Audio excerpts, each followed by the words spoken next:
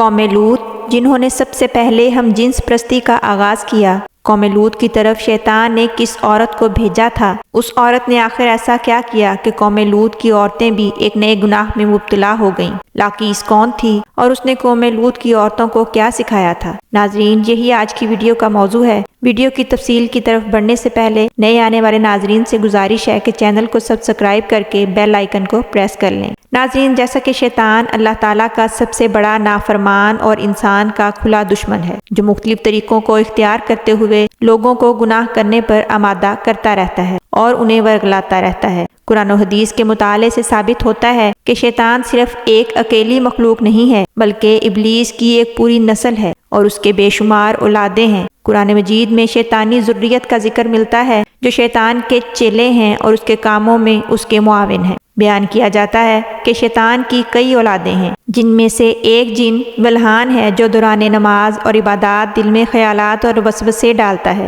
مسدود لوگوں میں افواہیں پھیلاتا ہے۔ واسم گھروں میں لڑائیاں اور اختلافات پیدا کرتا ہے۔ مرہ گانے بجانے کے گناہوں کو پھیلاتا ہے۔ اسی طرح سے ابلیس کے کئی بیٹے اور پوتے پوتیاں ہیں جو مختلف کاموں پر مامور ہیں۔ شیطان کی ان اولادوں اور ذریت میں ایک نام لاقیس کا بھی ہے۔ لاقیس دراصل شیطان کی بیٹی ہے۔ اسے ابلیس نے خاص کام پر مقرر کرتے ہوئے قوم لوط کی طرف بھیجا تھا۔ قوم لوط دراصل تاریخ کی بہت ہی طاقتور اور مالدار قوم تھی۔ یہ قوم اردن کے علاقے میں آباد تھی۔ یہاں ہر طرف سرسبز و شاداب وادیاں تھیں۔ یہاں سدوم اور عمورہ کے نام سے دو علاقے آباد تھے۔ ابلیس نے اہل سدوم کو اس طرح سے گمراہ کیا کہ ایک دن شیطان اپنا روپ بدل کر انسانی روپ میں سدوم کے لوگوں کے پاس گیا اور اس نے باتوں ہی باتوں میں مردوں کو آپس میں شہوت کرنا سکھا دیا۔ ان لوگوں کو شیطان کا سکھایا گیا یہ عمل بہت زیادہ پسند آیا۔ پھر آہستہ آہستہ یہ لوگ اس گناہ کے عادی ہوتے گئے اور یہ لوگ روزانہ بدفعلی کرنے لگے،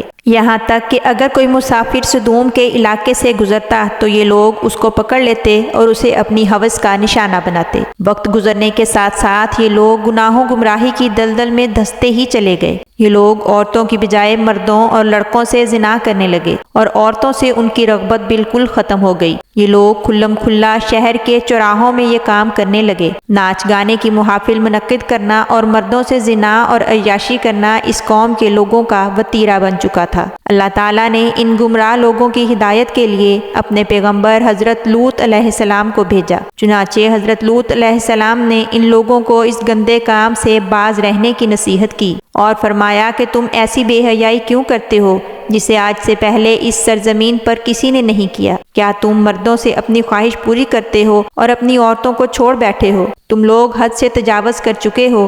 لیکن قوم لوط پر اس واض و نصیحت کا کچھ اثر نہ ہوا، بلکہ الٹا وہ حضرت لوط علیہ السلام کے خلاف ہو گئے اور انہیں کہنے لگے کہ اگر تم اتنے ہی نیک اور پارسا ہو تو اس علاقے کو چھوڑ کر کہیں اور چلے جاؤ۔ قوم سدوم کے لوگوں نے حضرت لوط علیہ السلام کو بستی سے نکل جانے پر مجبور کر دیا۔ قوم سدوم کے لوگ اس بدفعلی سے اللہ تعالیٰ کے پیدا کردہ خاندانی نظام کو تباہ و برباد کر رہے تھے، اور یہ لوگ ایسے سنگین جرم کی ابتدا کر چکے تھے جس کی وجہ سے افزائش نسل کا پورا نظام تباہ ہو چکا تھا۔ ناظرین، جب سدوم کے مردوں نے اپنی عورتوں سے تعلق قائم کرنا اور خواہش پوری کرنا چھوڑ دیا تو ابلیس کے لیے یہ ایک سنہرا موقع تھا کہ وہ اس موقع سے فائدہ اٹھاتے ہوئے اس قوم میں ایک نئے گناہ کی ابتدا کرے۔ چنانچہ ابلیس نے اپنی بیٹی جس کا نام لاقیس تھا اسے اہل سدوم کی عورتوں کی طرف بھیجا۔ لاقیس جنات اور شیاطین میں سب سے زیادہ خوبصورت اور حسین و جمیل تھی۔ ابلیس نے اپنی بیٹی کو حکم دیا کہ وہ ایک خوبصورت عورت کی شکل اختیار کر کے سدوم کی عورتوں کے پاس جائے اور انہیں بھی ہم جنس پرستی کا طریقہ سکھائے جنہیں ان کے مردوں نے چھوڑ دیا ہے۔ لہٰذا لاقیس ایک انتہائی خوبصورت عورت کے روپ میں ان عورتوں کے پاس گئی اور کہنے لگی کہ ہائے میں برباد ہو گئی، کیونکہ میرا شوہر مجھے چھوڑ کر مردوں سے بدفعلی کرتا ہے، لہٰذا میری جوانی اور حسن تباہ و برباد ہو گیا، اب سب رائیگاں ہے۔ یہ سن کر سدوم کی باقی عورتوں نے بھی واویلا کرنا شروع کر دیا۔ وہ بھی اپنے شوہروں کو برا بھلا کہنے لگیں۔ پھر لاقیس نے ان عورتوں سے کہا کہ ہم بھی اپنے مردوں کی طرح ان سے بے نیاز ہو جائیں گے جیسے وہ ہم سے بے نیاز ہو چکے ہیں، لہٰذا اب ہمیں ان مردوں کی کوئی ضرورت نہیں، ہم لوگ بھی آپس میں ہی اپنی خواہش کو پورا کر سکتے ہیں۔ اس پر عورتیں حیران ہونے لگیں کہ وہ کیسے ممکن ہے۔ اس پر لاکیس اس علاقے کی ایک خوبصورت رئیس عورت کے پاس آئی اور اس کے ساتھ بدفعلی کرنے لگی اور باقی عورتوں کو بھی آپس میں ہم جنس پرستی کا طریقہ سکھا دیا۔ اس رئیس عورت کو یہ عمل بہت پسند آیا، اس لیے وہ عورت امورہ اور سدوم کی باقی عورتوں کے پاس گئی اور ان کو بھی اس بدفعلی پر آمادہ کرنے لگی۔ اس طرح سے عورتوں میں ہم جنس پرستی جیسے عظیم گناہ کا آغاز ہوا۔ اس قوم کے لوگوں کو اس بات سے کوئی فرق نہ پڑا، مرد خود بھی اس گناہ کا ارتکاب کرتے رہے اور اپنی عورتوں کو بھی اس گناہ میں شریک کرتے رہے۔ آخرکار جب قوم لوط کی سرکشی حد سے بڑھ گئی تو اللہ تعالیٰ نے ان پر آسمان سے پتھروں اور انگاروں کا عذاب بھیجا، جس سے ان لوگوں کے جسموں کے پرخچے اڑ گئے۔ سدوم اور امورہ کی 5 بستیاں مکمل طور پر تباہ و برباد ہو گئیں۔ سدوم اور امورہ کے علاقوں میں ہم جنس پرستی جیسے عظیم گناہ کا ذکر نہ صرف اسلام بلکہ تورات اور انجیل میں بھی ملتا ہے، جس میں سدوم اور امورہ کو سن سٹی کے نام سے پکارا گیا ہے۔ اس کے علاوہ یونان کی قدیم تاریخ کے ریکارڈ میں بھی